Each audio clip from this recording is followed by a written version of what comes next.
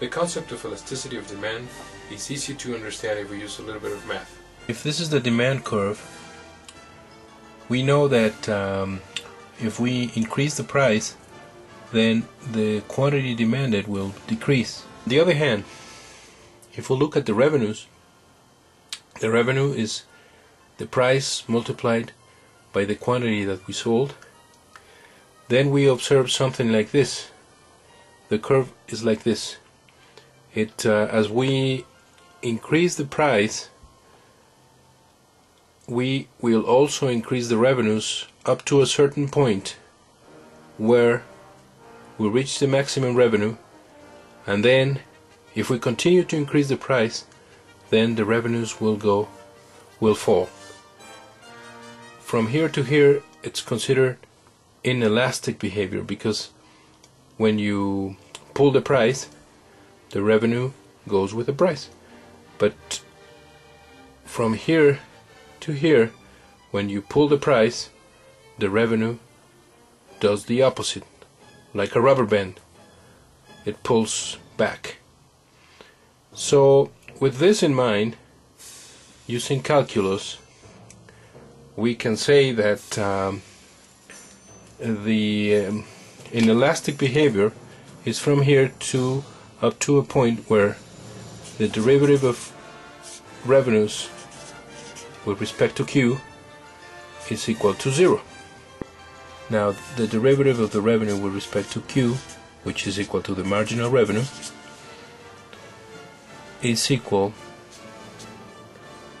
to 0 at the maximum point, and that's when the elasticity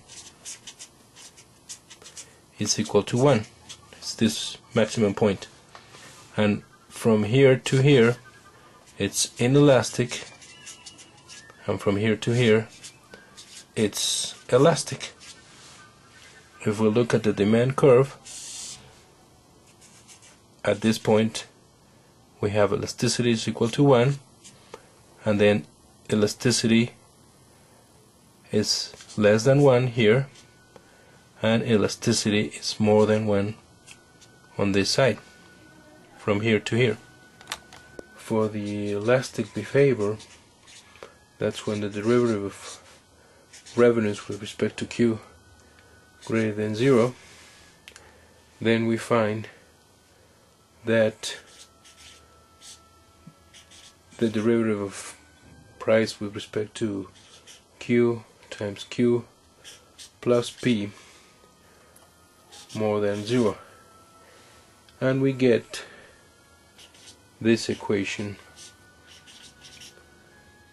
which we can we know this is negative, so we can just use the absolute value, and we get that this is less than 1.